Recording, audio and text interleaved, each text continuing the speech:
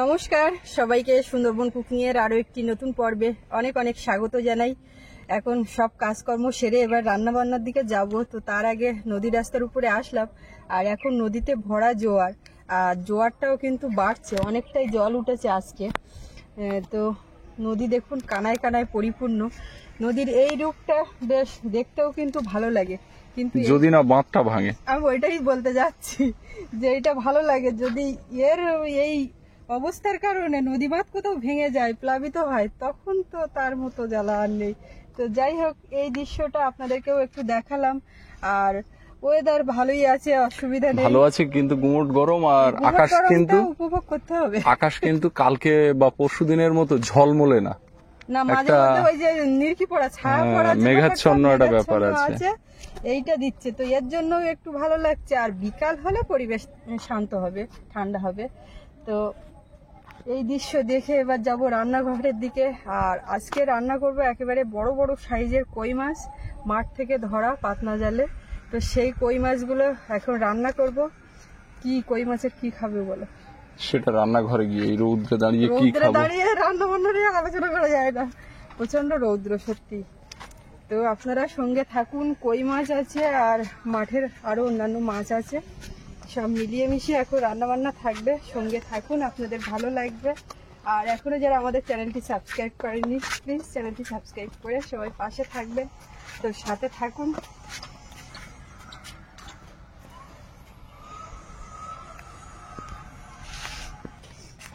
পাশে গাঁদা ফুল, সুপারি গাছ আর দোপাটি, এগুলো বেশ বর্ষায় একটু চাঙ্গা হয়েছে।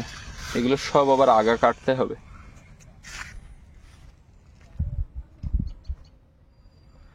দূর থেকে হেমন্ত মুখোপাধ্যায়ের গান ভেসে আসছে। আমাদের ওপারে যে মেলা হচ্ছে, মনসা মেলা, সেই মনসা মেলার ওখান থেকে গান ভেসে আসছে। আর বিকাল হলে তো একদম চারিদিক দিয়ে মাইকের আওয়াজ। এই শুরু হলো উৎসবের মরশুম, চারিদিকে মাইক বাজবে, গান বাজবে। ভিডিও করার ক্ষেত্রে কিন্তু খুব প্রতিবন্ধক একটা পরিবেশ তৈরি হয় এই গান বাজলে। এই প্লাস্টিকটা রেখেছি মাছ কাটার জন্য।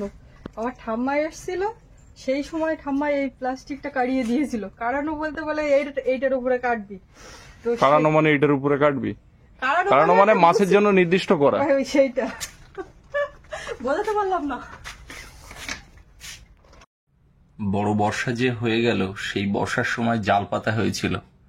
সেই জালে এই কই মাছ, ট্যাংরা মাছ আবার ভাজা করে খাওয়া হয়েছে। আর এই কই মাছগুলো সব ফ্রিজে রাখা ছিল। সাইজ দেখুন, মধ্যে দুই একটা আছে। হ্যাঁ, তো এই মাছ ধরা হয়েছিল। মনাদিদের নিয়ে আসা যে জাল, সেই জালে কিন্তু এই কই মাছগুলো আমরা পেয়েছিলাম। মনাদি ফোন করেছে, সুমনদা ফোন করেছে, এইরকম ছবি পাঠানো যাবে, মাছ পাঠানো যাবে না। চলে আসো, মাছ খেয়ে যাও। হ্যাঁ, ও সব শুয়ে আছে সাইজের সব। এখন জাল পাতলে কিন্তু পড়বে না। না, ওই বৃষ্টি হলে এই যে মাছগুলো তোলা, এইগুলো কিন্তু অফ ক্যামেরায় তোলা। একদিনকে দেখেছিলাম যে ওদের জালে কই মাছ বেঁধেছিল, সেগুলো কিন্তু খাওয়া হয়ে গেছে। কিন্তু এইটা সোমবার যেদিন তুমি পূজা দিতে গেছিলে, আমি এসে ওই ঘেরের মাছ ধরে এসে চান করার আগে ও জাল তুলেছিল। একদম পিকনিকের দিন। এটা না তুললে সকালবেলা এগুলো ফেলে দিতে হতো, কিন্তু এগুলো সব জ্যান্ত ছিল, একদম জ্যান্ত। আমি আর রিস্ক নিইনি, সব ফ্রিজে রেখে দিয়েছিলাম, কেননা মরে গেলে তখন ফেলে দিতে হবে। আর এই মিষ্টি মাছ বিশেষ করে মরে গেলে আর খাওয়ারে থাকে না। 3, 6, 3, 9, 12, 13টা কই মাছ। আর এইগুলো তো আছে পুঁটি আর ট্যাংরা। পুঁটিগুলোও কিন্তু সব বড় বড় সাইজের পুঁটি আর ট্যাংরা মাছ অল্প কটা, অনেক কটা ট্যাংরা মাছ হয়েছিল, সব ট্যাংরা মাছ খাওয়া কমপ্লিট। মাছ কাটতে একটু ছাই লাগবে। আজকে উনুনটা একটু ঠিক দেখাচ্ছে। হ্যাঁ, আজকে ঠিক মতো গোবর মাটি পড়েছে, পুরো রেঁদা মারা হয়েছে, মাটি তুলে দিয়েছি।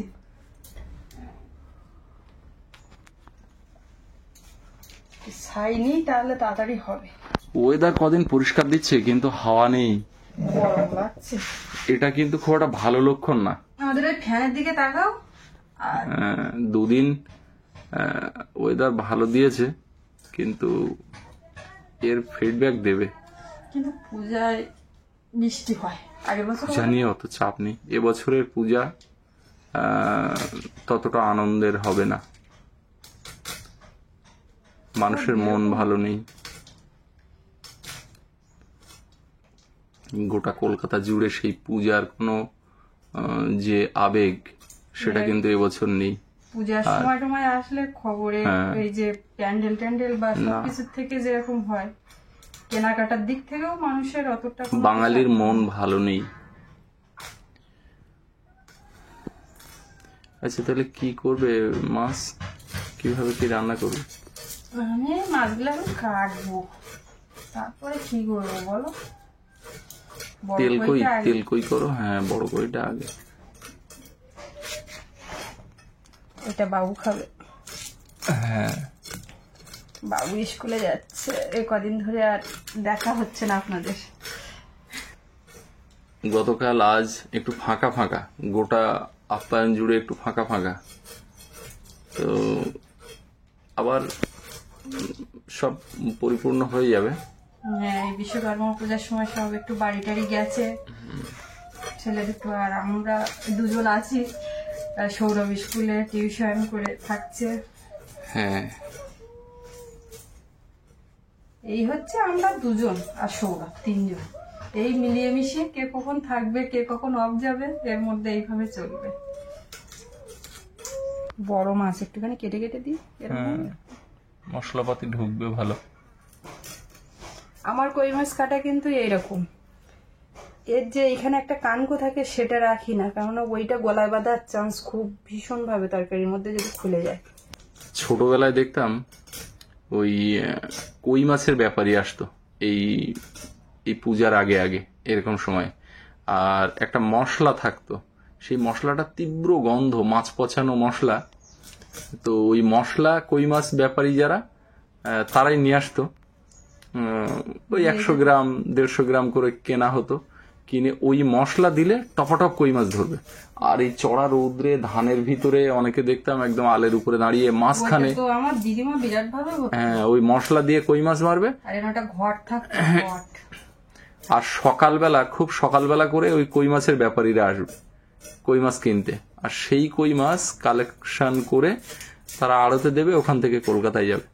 এখন কিন্তু সেই কই মাছের ব্যাপারীও আর দেখতে পাই না, আর সেই মশলাও আর দেখতে পাই না। আর মানুষের সেই ধরার এটাও না। আরে কিনে খেতে গেলে তো কাউকে না কাউকে ধরতে হবে, ধরার এখন অনেক রকম টেকনিক বেরিয়ে গেছে। মানে ওই ছিপটা ব্যবহারটা কমে গেছে। আগে এত ছিপ ফেলতো মানুষজন, ঠাকুমা তো ওটা একদম সকালবেলা, আমার দিদিমার কথা, সকালবেলা খেয়ে দিয়ে আর একটা পরে ওই পড়ান্ত বিকেলের ওই যে চড়া একটা রোদ দেয়, ওই সময় রাস্তা দিয়ে সব সারিবদ্ধ ভাবে বসে খাড়া থাকবে, আর একটা ঘটের মুখে একটা মালা দেওয়া থাকবে। না, আমার ঠাকুমা নিয়ে যেত খাড়ার মুখে একটা ওই নারকেলের মালা, তাতে কিছু মাটি থাকবে, আর তার ভিতরে কেঁচো দিয়ে বাবা, আর পানের ডিব্বা বড় থাকবে, ওটা বাবা রে। আর একটা পিঁড়ে, এই তুমি যেমন বসে আছো এইগুলোকে বলে ঘোড়া পিঁড়ে। ওই একটা না, ঘোড়া পিঁড়ে, ঘোড়ার মতো উঁচু হয়ে থাকে, 2-4টে ছিপ একসঙ্গে, আর ওই খাবার একটু করে ছুড়ে দেবে, দিলে ওই তখন ধরবে। আর আমাদের ওই পুরানো বাড়ি যেটা, ওই আমাদের জন্মভিটে যে খালপাড়ে, ওখানে ছিল কল্যাণী ঠাকুমা। ছিপ ফেলতে যাবে, কল্যাণী ঠাম্মা আসবে, ওদি যাবে বলে হাঁক দেবে, আবার দুটো জোট বাঁধবে। আমার ঠাম্মার থেকে উনি একটু বয়সে ছোট, বলে এ কল্যাণী যাবি নে,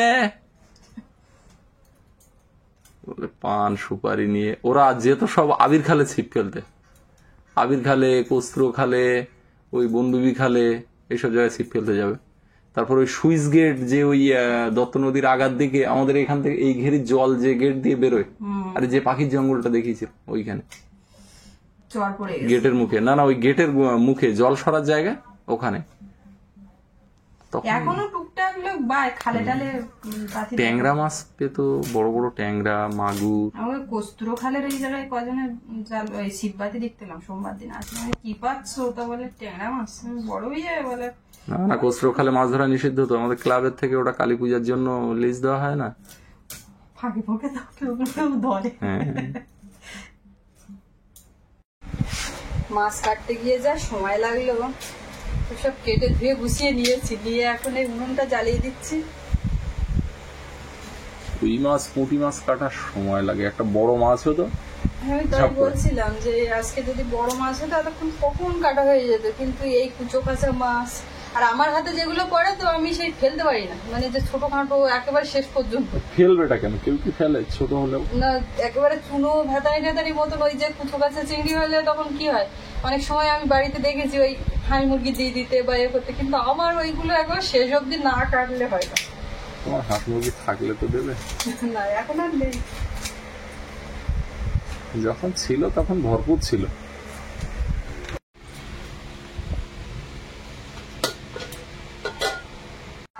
ওদিকে ভাত বসিয়ে আর এখন এদিকে সব পেঁয়াজ রসুন লঙ্কা টমেটো আর এক ঝুড়ি বেগুন বের করেছি।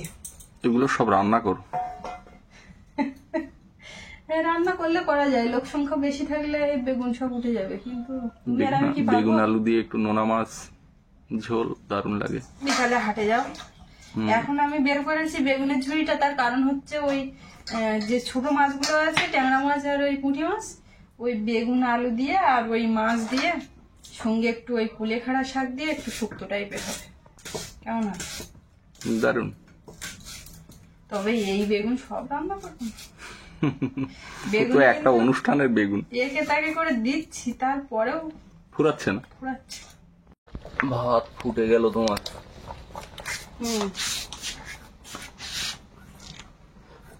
আলু কিসে পড়বে? আলু বেগুনে পড়বে, আমার ভাত ফুটে গেল না। আরে তুমি রান্না করছো এখন, তোমার, তুমি দিলে আমরা খাবো।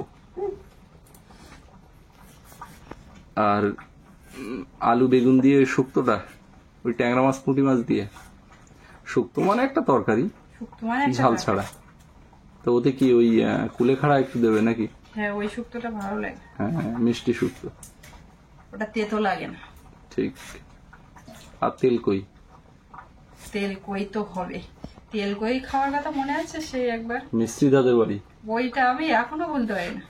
সেই পিয়ালি থাকতে। হ্যাঁ সৌরভ একদম তখন ছোট ছিল, তখন অতটা ওই খাওয়াটাও হ্যাঁ সে কই মাছ এর থেকে বড় একদম এই হ্যাঁ এক কেজি একদম একদম একদম প্লেটের উপরে সাজানো তো লম্বা লম্বা কই মাছ। আর আমার ওই দিদি রান্না করেছিল। মিস্ত্রিদা মানে সে কোনো রাজমিস্ত্রি বা এমনি মিস্ত্রি না, তার পদবিটা মিস্ত্রি, তরুণ কান্তি মিস্ত্রি। তো ওই রান্নাটা মিস্ত্রিদা নামেই সে বেশি পরিচিত। এক একজন এক এক রকম ভাবে করে তেল কইটা। হ্যাঁ তো তরুণদা ভালো রান্না করে। ওদিন তরুণদা করিনি, ওদিন আমার দিদি রান্না করেছিল। না না তরুণদা এমনি ভালো রান্না করে, একা থাকতো রান্না করবে না, একা তো থাকতো, রান্না তো তাকে করে খেতেই হবে। আর তুমি আসার আগে তরুণদার ওখানে আমি ওখানে আড্ডা ঠেকছিল তরুণদার ঘর পিয়ালিতে। সে একটা মানুষের জীবনে অনেক গল্প অনেক স্মৃতি থাকে, একদম। আমরা এই ভিডিও করি তাই কিছুটা কিছুটা সামনে আসে। জীবনটা পূর্ণাঙ্গ একটা উপন্যাস।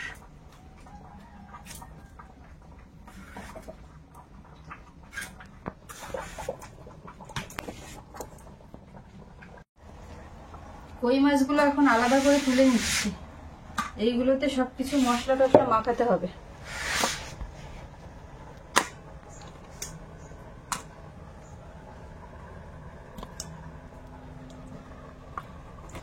কাটার পরে কম দেখাচ্ছে নাকি? না না ঠিক আছে, সাজালাম তখন লম্বা হয়ে থাকলো। হ্যাঁ ওইরকম মনে হয়, কাটার পরে তো ছোট হবে।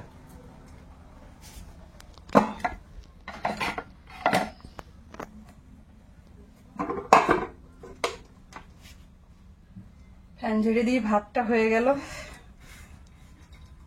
আচ্ছা মিস্ত্রিদার নাম এত নিলে কিন্তু আসল কথাটা বললে না।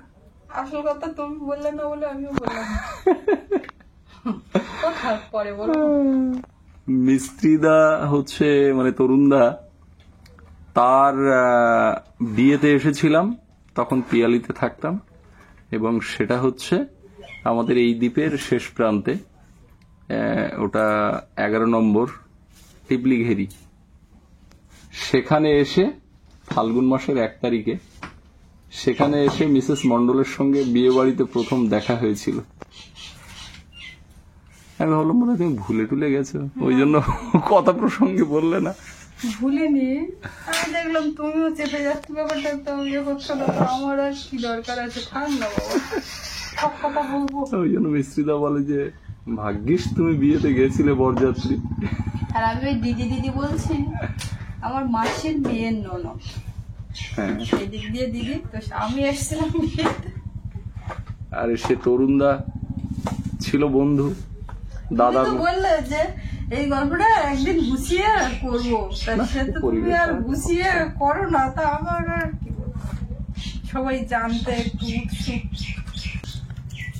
লবণ দিয়ে দেবো,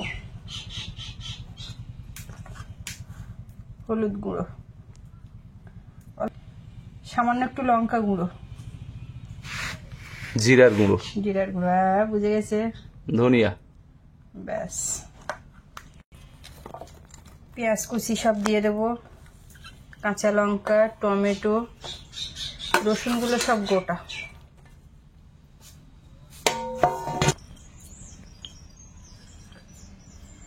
একটু গোটা গরম মশলা, দারচিনি করে সব মিলিয়ে মিশিয়ে একটু দিয়ে দিলাম।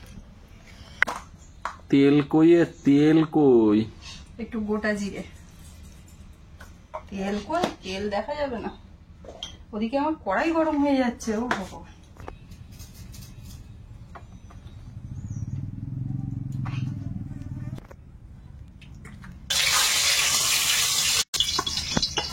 পুঁটি মাছগুলো সব মাথা ফেলে দিয়েছে।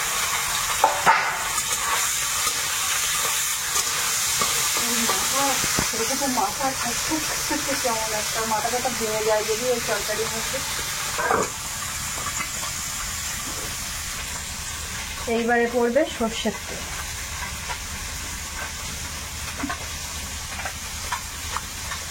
মাছগুলোকে একটু ভালো করে একটু মাখাবো।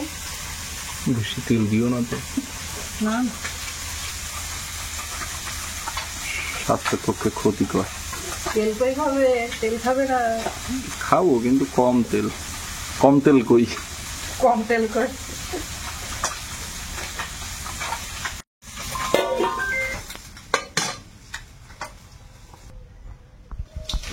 মাছটা ভেজে তুলে নিয়েছি, তেলের মধ্যে একটু গোটা জিরে আর এবারে বেগুন আর আলুটা দেবো।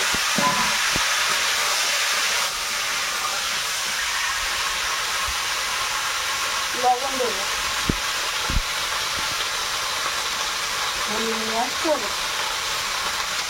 হলুদ গুঁড়ো দিয়ে দিচ্ছি। আনা হবে। ওদিকে বেগুন আলু চাপিয়ে তারপরে কুলপি শাক তুলছি। এর ফাঁকে একদম ভাত ফাটাই হলো না যে একটু শাকটা তুলে নেব। একের পর এক চলছে। এগুলো পোক্ত হয়ে গেছে। কোথায় করতে হবে? ওই যে কাটা হয়ে গেছে গোড়ার দিকে। এগুলো তোলা হয়নি তাই জন্য, আর এর থেকে এই যে ডোক ছেড়েছে, ওই যেগুলো কাটা হয়ে গেছে ওগুলো গোড়া আগা কেটে দাও। ওগুলো কাঁচি দিয়ে টোটাল কেটে দিতে হবে, দিলে আবার কচি শাক বেরোবে।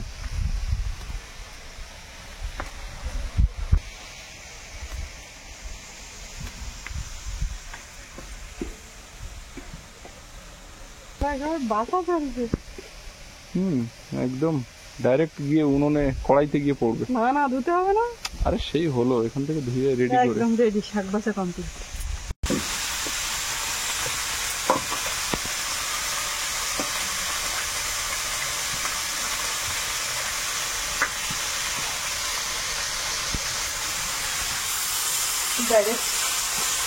ডাইরেক্ট কুচে দিতে হচ্ছে একটু।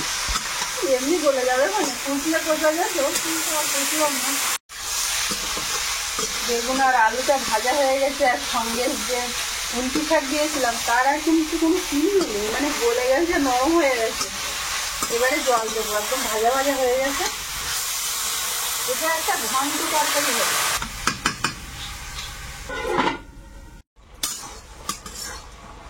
কিছুক্ষণ ফুটে গেছে, ঢাকাটা খুলে নিলাম, আলুটাও সেদ্ধ হয়ে গেছে। আর এইবারে খুঁটি দিয়ে একদম ঘেঁটে ঘন্ট করে দিতে হবে। মাছ দেওয়ার পরে তো আর ঘাঁটা যাবে না। আর এই যে তরকারিটা হচ্ছে, এটা চিংড়ি দিয়েও কিন্তু ভালো লাগে। মাছ দিয়ে ঘাঁটতে পারবো না বলে একেবারে ঘেঁটে ঘুটে মাছ মিশিয়ে দেবো মাছটা। আর এর মধ্যে একটু জিরে গুঁড়ো দেবো। দিলে পরে এই রান্নাটা একদম কমপ্লিট। এইবারে তেল কইটা হবে, তো উনুনে একটা প্যান বসিয়েছি, এইবারে তেল দিয়ে দেবো।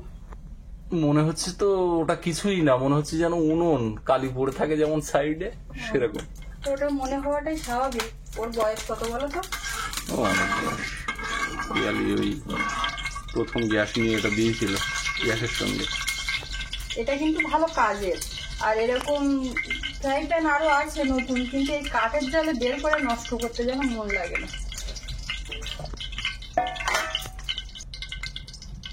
দিয়ে দেবো একটু, মাছগুলো এক এক করে সাজিয়ে দিই, তারপরে মশলাগুলো দেবো।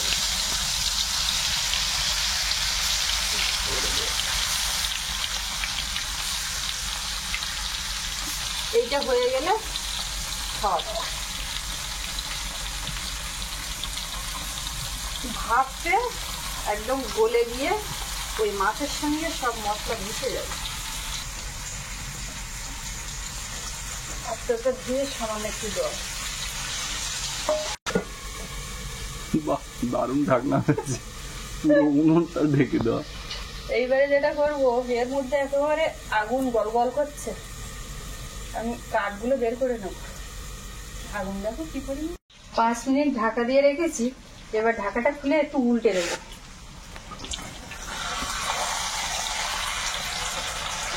মাছগুলো দেখো তো কড়াইতে দিইনি কেন বলো তো, একটু লেগে যাওয়ার চান্স থাকে, কিন্তু এতে লাগবে না, যেমন ভাজা ভাজা হয়েছে এক পিট করে। দেখাচ্ছে বেশ লোভনীয়। এর মধ্যে তো আর কিছু দেওয়ার নেই, এখন আরেকবার চাপা দিয়ে রাখবো। ওই দিদা, এই নাও। দিদা বাড়ি মনসা পূজা, তাই তা মনসা পূজা তো হয়ে গেল, এটা কোন পাওনা পূজা। ও বেগুন নিয়ে যাও। দিদা আমাকে শুধু ডিম সাপ্লাই করো, বেগুন নিয়ে যাও। তাই না?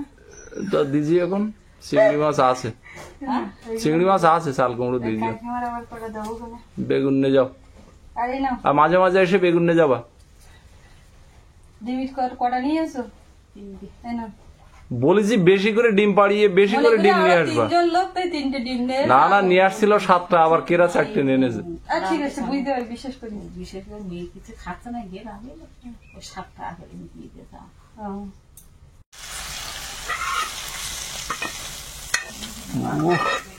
লাগছে দেখতে, গন্ধটাও দারুণ।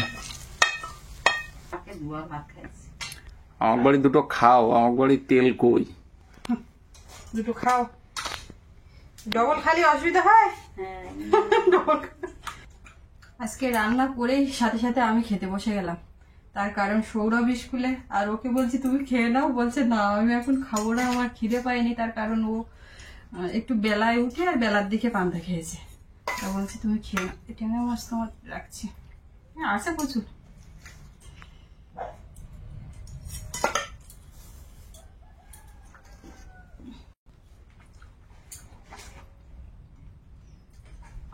প্রচন্ড গরমের মধ্যে এই তরকারিটা ঠিক আছে, একদম মুখে লাগবে সঙ্গে সঙ্গে।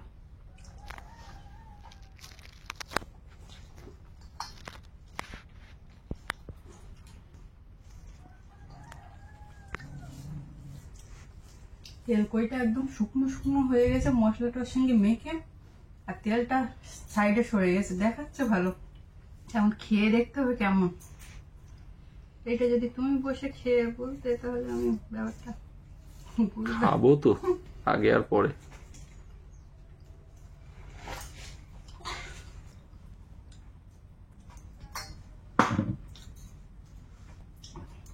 ফ্যান ছাড়ি, ছাড়ো না।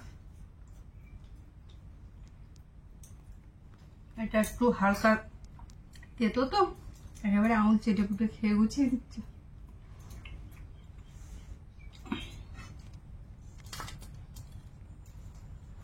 বাবু আজকে খুব খুশি হবে মনে আছে। ওর এই তরকারিটা, তেল কইটা ওর দারুণ পছন্দ। খুব চেয়েছে, বলবো মা আরেকটুখানি ইয়ে দিয়ে সব ভাত মাখিয়ে দাও, এরকম করবে।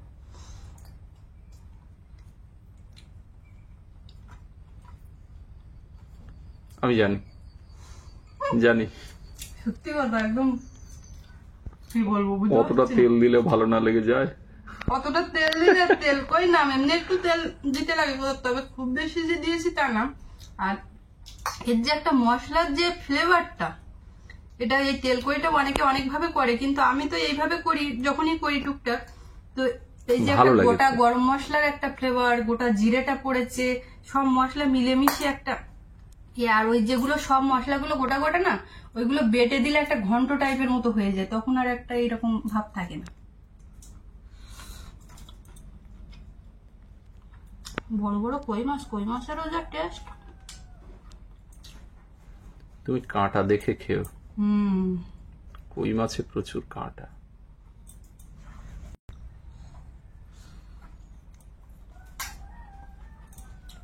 জোড়া শালি দেখো, বারান্দাতে এসে গেছে। দেখেছি। একা একা খেতে কিন্তু ভালো লাগে না, এই যে বসে খেলাম যতই ভালো লাগলো, মনে হচ্ছে ছেলেটা আসেনি এখনো, ও সামনে বসে আছে, খেলো না, আমি খেয়ে নিচ্ছি, তো কি করা যাবে। আমার কিন্তু সত্যি সত্যি খিদে পেয়েছে, তো খেয়ে নিলাম। কোনো ব্যাপার না। আর আজকে পর্বটা এখানে শেষ করব, তো আপনাদের কেমন লাগলো কমেন্টে জানাবেন। আর সবাই ভালো থাকবেন, দেখা হচ্ছে আগামীকাল। আর এতক্ষণ সাথে থাকার জন্য সকলকে অনেক অনেক ধন্যবাদ।